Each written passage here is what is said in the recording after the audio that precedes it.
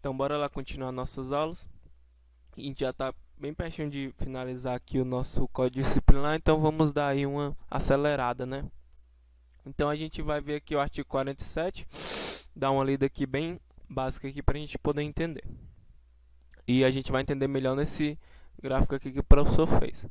Quando duas autoridades de níveis hierárquicos diferentes, ambas com ação disciplinar sobre o transgressor, conhecer da transgressão disciplinar, competirá a de maior hierarquia, apurá-la ou determinar que a menos graduada a faça. Então é o esquemazinho que a gente tem aqui, pessoal. Vamos supor que o soldado Eduardo cometeu uma transgressão disciplinar e essas duas autoridades elas tiveram conhecimento dessa transgressão, o capitão Teles e o major Silva. Então essas duas autoridades ficaram sabendo da transgressão cometida pelo soldado Eduardo. Então, pessoal, qual dessas duas autoridades vai ter que quem é que vai apurar essa transgressão disciplinar? Vai ser o capitão Teles ou o major Silva? Beleza, pessoal. Como a gente sabe, quem vai apurar no caso aqui é o capitão Teles. Por quê? O major Silva ele não tem ação disciplinar sobre o Eduardo, porque o Eduardo trabalha aqui na área da primeira companhia. O major Silva já na segunda companhia. Então o major Silva, o máximo que ele vai poder fazer é a comunicação disciplinar, como a gente já estudou, mas apurar ele não vai poder apurar, certo? Então, só quem tem ação disciplinar sobre ele é o capitão Teles. Agora aqui uma outra opção aqui. Vamos supor que o SD Eduardo cometeu uma transgressão disciplinar e tomou conhecimento quem? O major Souza e o capitão Teles. Esses dois eles têm ação disciplinar sobre o SD Eduardo. Por quê? Porque os dois trabalham aqui na primeira companhia. Então os dois têm ação disciplinar sobre o Eduardo. Então, os dois conheceram sobre a transgressão cometida, né?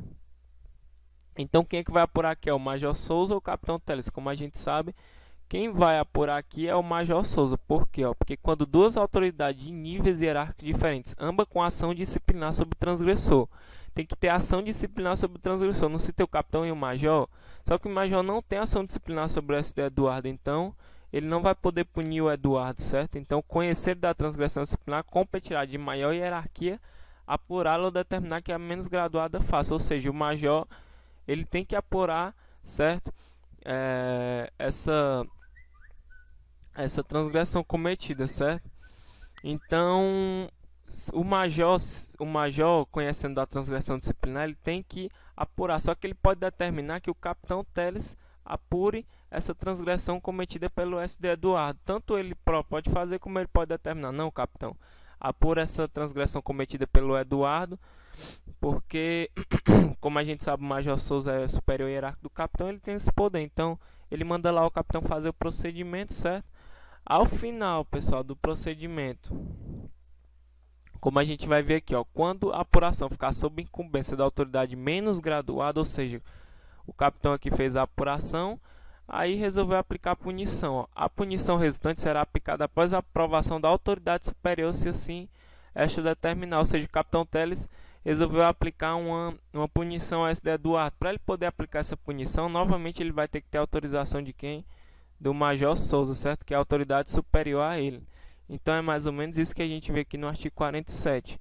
Então, quando a apuração ficar sob incumbência da autoridade menos graduada, ou seja, o major mandou o capitão Teles apurar, aí o capitão fez todo aquele procedimento que a gente já estudou, a punição resultante será aplicada somente após a aprovação da autoridade superior, ou seja, o major Souza tem que aprovar a sanção que foi imposta pelo capitão Teles ao SD Eduardo, certo?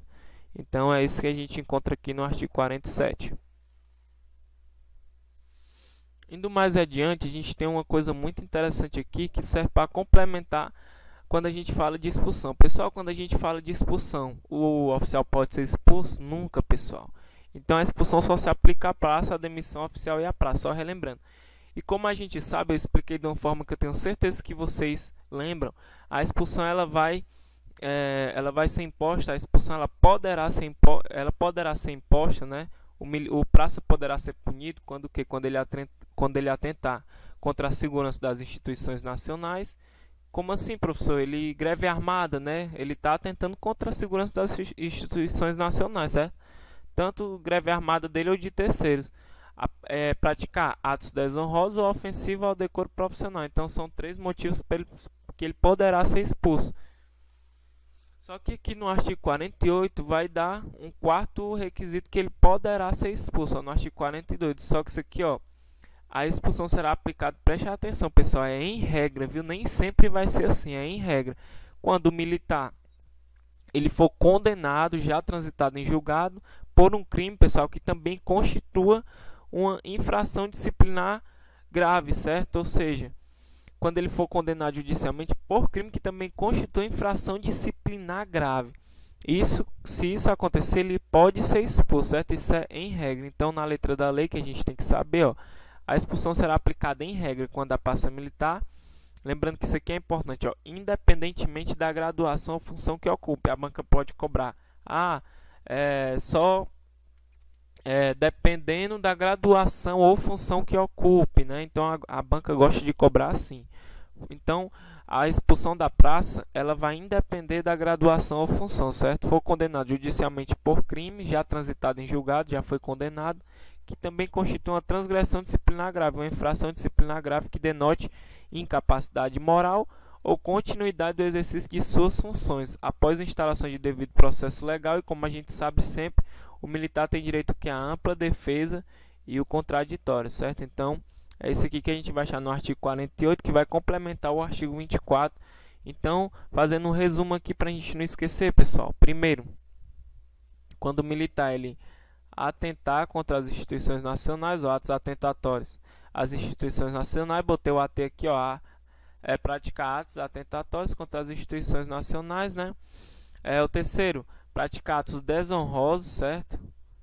Então, botar só a siglazinha, praticar atos atentatórios às instituições nacionais, atos desonrosos ou ofensivos ao decoro profissional. E por último, ele cometeu um crime, ele já foi condenado por esse crime, e esse crime também constitui uma transgressão disciplinar grave, uma infração disciplinar grave. Então ele também poderá ser expulso, certo? Isso só se aplica à praça disciplinar.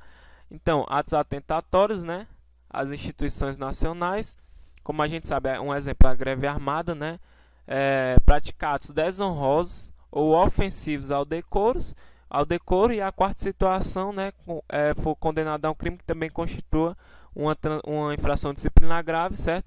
E que denote a incapacidade dele de continuar no exercício de suas funções, certo? Sempre garantindo a ampla defesa e o contraditório, beleza? Então vamos em diante. Artigo 49. A autoridade que tiver de aplicar sanção a subordinado que esteja a serviço ou à disposição de outra autoridade requisitará a apresentação do transgressor. A gente tem que tomar cuidado com isso aqui, porque muita gente não conhece, então eu vou explicar, certo?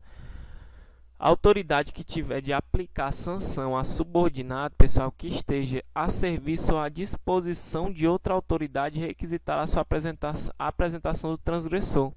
Professor, como assim serviço ou à disposição de outra autoridade? Pessoal, militar que esteja à disposição de outra companhia, de outro batalhão, ele é chamado adido, certo? Então, se na prova perguntar o que é o militar adido é o que está em serviço ou à disposição de outro batalhão, de outra autoridade que não seja a sua, certo? Que ele está à disposição de outra autoridade que não tem ação disciplinar sobre ele. Então, a gente tem um exemplo aqui, ó, o SDE Eduardo, trabalha na primeira companhia, a gente citou 3 companhias aqui. O comandante aqui da terceira companhia precisava de um militar para poder fazer a formatação dos computadores, ajeitar os programas, baixar alguns arquivos importantes aí de interesse deles. Só que nessa terceira companhia ele não tinha nenhum militar que soubesse fazer isso, nenhum militar disponível para fazer esse serviço. Só que ele se informou com o comandante da primeira. O comandante da primeira disse que tinha o SDE Eduardo que sabia fazer esse tipo de serviço. Então o SDE Eduardo ficou à disposição do terceiro batalhão, ou seja, ficou adido a serviço da terceira companhia. Então ele é chamado de que, pessoal? De adido, certo? Então, se o SDE Eduardo vem a cometer uma transgressão disciplinar nessa terceira companhia, que é o batalhão onde ele está adido, o comandante da terceira companhia não pode punir ele, porque ele não tem ação disciplinar sobre o Eduardo. Então, o comandante da primeira companhia, né, que é a autoridade que vai aplicar a sanção ao subordinado, ele tem o quê? Que requisitar a apresentação do Eduardo, que está na terceira, a voltar à sua companhia, certo? Então é isso que quer dizer no artigo 49. Então, dando uma relembrada, quem é um militar adido, pessoal, é o que está a serviço à disposição de outra autoridade, como a gente citou, o Eduardo, que faz formatação de computadores. Como na terceira CIA não tinha nenhum militar à disposição, ele foi o quê? Ele foi chamado pelo comandante da terceira para poder ir aqui fazer esse serviço, certo? Então a gente vai puxar o parágrafo único, que também é importante, que diz, ó, quando o local determinado para o cumprimento da sanção não for respectivo ao PM ou OBM, a autoridade indicará o local designado para a apresentação do militar punido. Ou seja, se o SD Eduardo cometeu a transgressão disciplinar na terceira CIA e se o local determinado, certo, pelo comandante dele, que é o da primeira companhia, não for a respectiva OPM ou OBM, ou seja, não for no batalhão onde ele trabalha, que é a primeira companhia, a autoridade indicará o local designado para a apresentação do militar punido, ou seja, ele pode cumprir a punição, a sanção aqui na terceira companhia, né? Então é isso que quer dizer o parágrafo único. Então vai ser posto lá no enquadramento disciplinar o local, né, onde é o cumprimento da sanção. A gente estudou recentemente o enquadramento disciplinar e lá tem que constar onde será o cumprimento da sanção do militar transgressor, certo? Então é isso aí. Indo mais à frente, o artigo 50. Vamos botar aqui a nossa... Nenhum militar do Estado será interrogado ou ser-lhe aplicada sanção se estiver em estado de embriaguez ou sob a ação de substâncias entorpecentes ou que determine dependência física ou psíquica, devendo, se necessário, ser desde logo recolhido transitoriamente por medida preventiva. Pessoal, esse artigo 50, né, do nosso Código Disciplinar caiu no provão do Tiradentes, certo?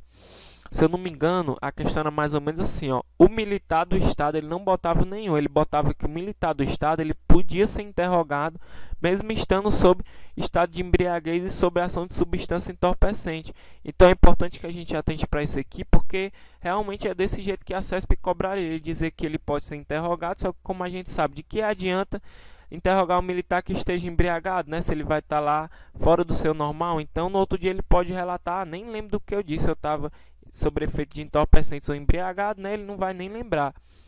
Então, para evitar qualquer erro, nenhum militar, pessoal, é isso aqui, você tem que saber isso aqui, não tem jeito. Se ele tiver se ele tiver embriagado ou sobre ação de substância entorpecente, ele não vai poder ser interrogado, certo? Então, a gente sabe que ele fala aqui, ó, devendo somente se necessário, ser desde logo recolhido transitoriamente. Se realmente foi comprovado que ele cometeu um crime propriamente militar, uma transgressão militar, e ele esteja o quê, pessoal? Embriagado ou sob ação de substância entorpecente, para evitar que ele cometa qualquer outra besteira, então, se necessário, ele deve ser recolhido transitoriamente, certo? Por medida preventiva, até que ele se estabeleça a sua normalidade para que no dia seguinte, né, ele possa ser interrogado. Se ele tiver em estado de embriaguez ou sob ação de substância entorpecente, o militar nunca poderá ser interrogado. Isso aqui é cheiro de prova, pessoal. Decorem esse artigo 50, certo? No artigo 51 a gente tem o seguinte, pessoal. Artigo 51. O cumprimento da sanção disciplinar por militar do Estado afastado de serviço. A gente vai ver isso aqui no Estatuto, que tem os afastamentos regulares, né? A gente tem lá licença para paternidade, né? Tratar de interesse particular. Tem alguns afastamentos regulares e outros afastamentos como LTIP, né? Então, o cumprimento da sanção disciplinar por militar do Estado afastado do serviço, um exemplo, férias, né? Deverá ocorrer após sua apresentação na OPM ou OBM, pronto para o serviço militar, salvo no caso de interesse da preservação da ordem da disciplina. Então, o militar do Estado está de férias, né? Então, depois que acabar as férias deles, antes dele tirar as férias, ele foi punido com a permanência disciplinar, uma custódia, né? Só que ele entrou de férias, certo? Então, depois que as férias deles acabar, depois que ele se apresentar na sua OPM ou OBM, aí sim ele vai continuar cumprindo aquela sanção que foi imposta a ele, certo? Então, o cumprimento da sanção disciplinar pelo militar do Estado afastado do serviço deverá ocorrer após a sua apresentação na OPM ou OBM, certo? A não ser, pessoal, aqui é que tem a exceção à regra, a não ser, certo, nos casos de interesse da preservação da ordem da disciplina. Aí a gente tem duas autoridades aqui que podem interromper esse afastamento do militar de férias. Ele pode anular esse afastamento para que ele cumpra essa sanção, certo? Se for de interesse da preservação da ordem e da disciplina. Então, as duas autoridades é o governador do estado e o controlador geral. Essas duas autoridades podem requisitar, certo? A volta do militar afastado de serviço para que ele cumpra a sanção administrativa imposta a ele. Então, ó, a interrupção de afastamento regulamentar para cumprimento da sanção disciplinar somente ocorrerá quando determinada pelo governador do estado ou pelo controlador geral dos órgãos de segurança pública e sistema penitenciário. Isso acontece, pessoal, quando ele tem que cumprir uma sanção disciplinar que seja muito grave, certo? Então, essas duas autoridades, o governador do estado ou o controlador geral, essas autoridades vão poder interromper, certo, esse afastamento regulamentar do militar, né, que esteja de férias, licença paternidade, certo? Então é isso que quer dizer que no artigo 51, em breve vou passar vários exercícios aí para vocês, beleza? Isso aqui, pessoal, é em regra, né? Como acho que você já sabe disso aqui, ó, que o início do cumprimento da sanção disciplinar deverá ocorrer no prazo máximo de 5 dias após a ciência pelo militar punido da sua publicação. Ou seja, publicou, né? Ele tomou ciência, ele vai ter o prazo de 5 dias para poder começar a cumprir a sanção que foi imposta a ele, a não ser que ele entre com um dos recursos disciplinares, né? Reconsideração de ato, recurso hierárquico. A gente vê lá que o prazo para ele entrar com um desses dois recursos também é de 5 dias, certo? Então, o início do cumprimento da sanção disciplinar deverá ocorrer no prazo máximo de 5 dias após a ciência pelo militar do estado punido da sua publicação. Então, a gente termina aqui nossa aula. Eu vou passar uns exercícios para vocês após essa aula, para a gente poder finalizar logo o nosso código disciplinar. Então, um abração, até a próxima aula.